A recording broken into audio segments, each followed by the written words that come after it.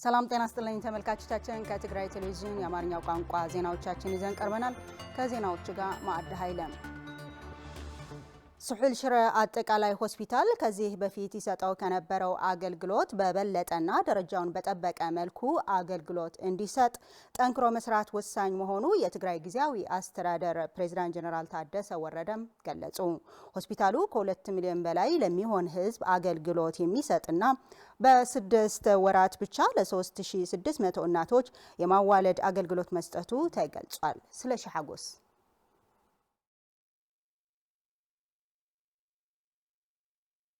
ስሑል ሽረ አጠቃላይ ሆስፒታል ከዚህ በፊት ይሰጠው ከነበረው አገልግሎት አሰጣጥ በበለጠና ደረጃውን በጠበቀ አገልግሎት መስጠት እንዲችል ጠንክሮ መስራት ወሳኝ ነው ሲሉ የትግራይ ጊዜያዊ አስተዳደር ፕሬዝዳንት ጀነራል ታደሰ ወረደ ገለጹ። ፕሬዝዳንቱ ይህንን ያሉት በዛሬው ዕለት ጥር 5 2018 ዓ.ም በሽረ እንዳስላሴ ከተማ በስሑል ሽረ ሆስፒታል ባደረጉት ጉብኝት ነው። ሆስፒታሉ በቀጣይ ያለውን ራዕይ እንዲያሳካ ለማድረግ የረጅም ጊዜ ስትራቴጂክ እቅድ ሊኖረው ይገባል ያሉት ደግሞ የጊዜያዊ አስተዳደሩ ምክትል ፕሬዝዳንት አቶ አማኑኤል አሰፋ ናቸው። ሆስፒታሉ ከውድመት ወጥቶ እየሰጠ ያለው አገልግሎት የሚበረታታ እንኳ ቢሆንም ደረጃውን የጠበቀና በተገልጋዮች ፍላጎት ልክ እንዲሆን ሁሉም ሊረባረብ ይገባል ሲሉ የውሃና ኢነርጂ ቢሮ ኃላፊ አቶ ተክላይ ገብረ መድህን አስረድተዋል። ሆስፒታሉ ከ2 ሚሊዮን በላይ ለሚሆን ሕዝብ አገልግሎት የሚሰጥ መሆኑንና በ6 ወራት ውስጥ ብቻ ለ3600 እናቶች የማዋለድ አገልግሎት መስጠቱን ከነዚህም ውስጥ ከ1500 በላይ ለሚሆኑት እናቶች ቀላልና የከባድ ቀዶ ጥገና አገልግሎት መስጠቱን የሆስፒታሉ ስራ አስኪያጅ የሆኑት አቶ ኤርሚያስ ጉዑሽ ገልጸዋል። ትግራይ ካጋጠማት ችግር እንድትላቀቅ በኢኮኖሚ እድገታችን ላይ በሚገባ መስራት ይገባናል ሲሉ የትግራይ ጊዜያዊ አስተዳደር ፕሬዝዳንት ጀነራል ታደሰ ወረደ ገለጹ። ፕሬዝዳንቱ ይህንን የገለጹት በትግራይ ሰሜን ምዕራባዊ ዞን በሽረ እንዳስላሴ ከተማ በ1.3 ቢሊዮን ብር ወጪ የተገነባው ዓለም አቀፍ ሆቴል ባስመረቁበት ወቅት ነው። ፍሬወት ወልደመድህን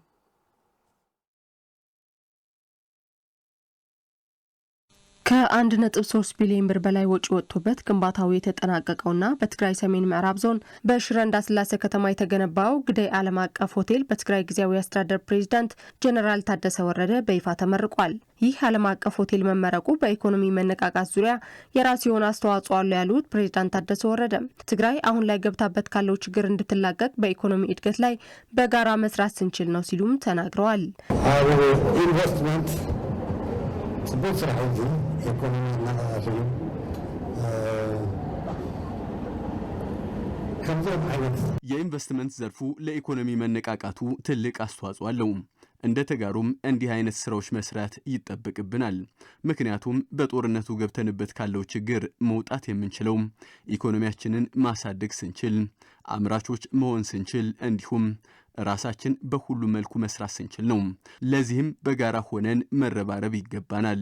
ደረጃውን የጠበቀ ዓለም አቀፍ ሆቴሉ በሽረ እንዳስላሴ በየዓመቱ በድምቀት የሚከበረው የስላሴ በዓል ዋዜማ ላይ መመረቁ ከከተማዋ ድምቀት አልፎ በኢኮኖሚ መነቃቃትና የስራ ዕድል ከመፍጠር አኳያ ትልቅ ጠቀሜታ አለው ያሉት ደግሞ የሽረ እንዳስላሴ ከተማ ከንቲባ አቶ ገብረመድህን ዮሐንስ ናቸው።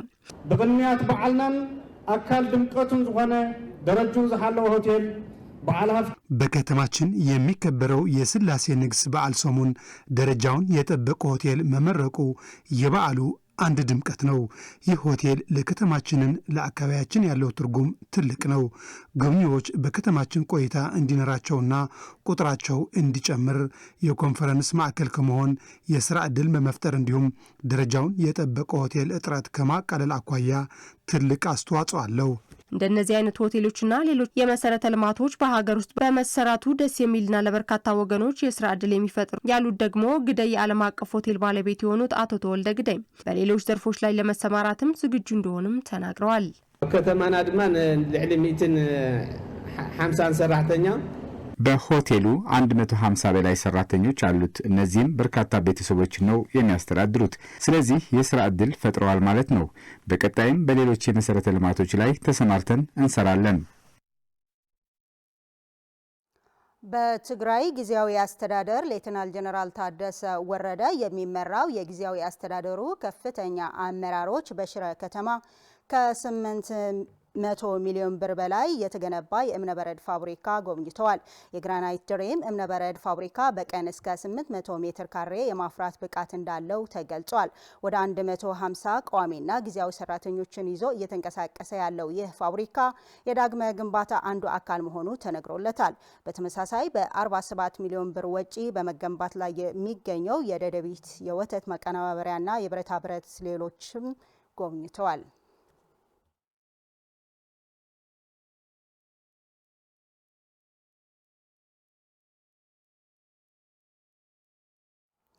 በ2017 ዓመተ ምህረት እርሻና የተፈጥሮ ሀብት ወደ ጥቅም በመቀየር አኳያ የሐውዜን ወረዳ ምሳሌያዊ ስራ መስራቱን ተገለጸም። በያዝነው ዓመት ከተለያዩ አካላት ጋር በመሆን የተፈጥሮ ሀብት በመንከባከብ ጥቅም ላይ ለማዋል እቅድ መያዝንም የትግራይ እርሻና ተፈጥሮ ሀብት ቢሮ ገልጿል። የዮሐንስ ብርሃነ ዘገባ ሙሉ ብርሃን ዳርጌ አዘጋጅተዋለች። የትግራይ እርሻና ተፈጥሮ ሀብት ቢሮ በውቅሮ ከተማ ባካሄዱ ተሞክሮን የማካፈል መድረክ በትግራይ ምስራቃዊ ዞን የምትገኘው ሐውዜን ወረዳ በ2017 ዓ.ም በዘላቂ መሬት አያያዝ የላቀ ተሞክሮን ማሳየቱን በተምሳሌትነት ቀርቧል። የወረዳው ኢኮኖሚ ዘርፍ ኃላፊ አቶ ብርሃን ኃይላይ በ2017 ዓ.ም 5 ሄክታር መሬት በዘላቂ መሬት አያያዝ እንዲለማ መደረጉንና ወደ ጥቅም መሻገሩን ገልጸዋል።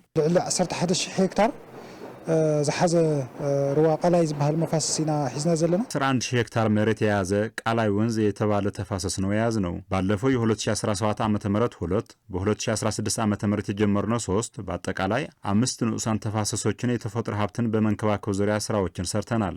ቀጥሎም በሁሉም ተፋሰሶች ችግኞችን የመትከል ስራዎችን ለመስራት ጥረት አድርገናል።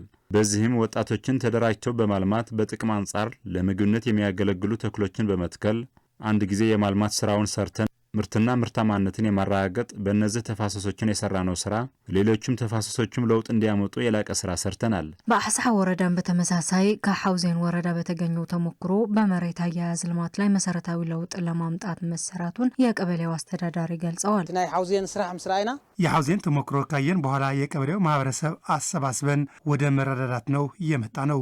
ደኑን እንዲጠበቅ የአካባቢው እርሻና ተክሎች እንዳይነኩ የማድረግ ስራን በደንብ ነው የሰራ ነው። የተፈጥሮ ሀብትና የደን ልማትን በመጠበቅና በመንከባከብ ረገድ በአርአያነት ከተወሰዱ ወረዳዎች አንዷ የእምባላጀ ወረዳም ተጠቃሽ መሆኗን በመድረኩ ተገልጿል። የወረዳው የውሃ ተፋሰስ ባለሙያ አቶ ሀፍቶም ጸጋይ ይህንን አረጋግጠዋል። ካብተን 12 ንዑሳት መፋሰሳት ከ12ቱ ንዑሳን ተፋሰሶች 7ቱ በደንብ ጥቅም እንዲሰጡ በማድረግ በ2017 ጥሩ የሆነ ስራ ሰርተናል። 194 የሚሆኑ ሄክታር በ7ቱ ተፋሰሶች ከስነ ህይወታዊ ደረቅ የውሃና እርጥበትን የመንከባከብ ስራዎች አጣምረን ሰርተናል። ወጣቶችም ተጠቃሚ የሚሆኑበትና 300 ሺህ የሚጠጋ የደን እጽዋት የመኖና የሳር ፈልሶችንም አጽድቀናል። በ2017 ዓ.ም በነበረው የተፈጥሮ ሀብትና እርጥበትን የመንከባከብ ስራ በተመለከተ ሕንጣሎ ወረዳ ድክመት ያሳየች ወረዳ እንደነበረችም ተገልጿል። ሀገረ ሰላምን በተመሳሳይ ተጠቃሽ ሆናለች።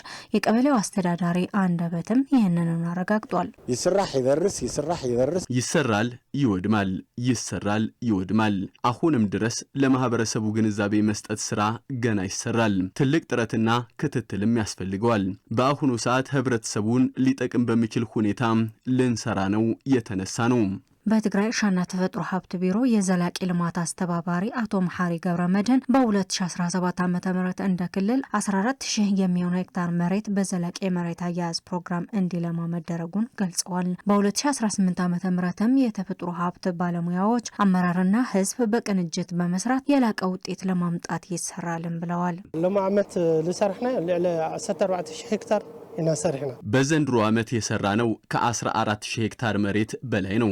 የተወሰኑ ወረዳዎችም ቢሆን ይህ ትልቅ ስራ ነው የተሰራው። በዚህ ዓመት የያዝነው ከ89 በላይ ንዑሳን ተፋሰሶች አሉ። ማህበሮች በዚሁ ተጠቃሚ እንዲሆኑና ህዝቡም የኔነት ስሜት ተሰምቶት በራሱ ጠብቆና ተንከባክቦ ሊጠቀምበት የሚችልበትን ሁኔታ በአርአያነት የተሰራ ጥሩ ስራ አለ።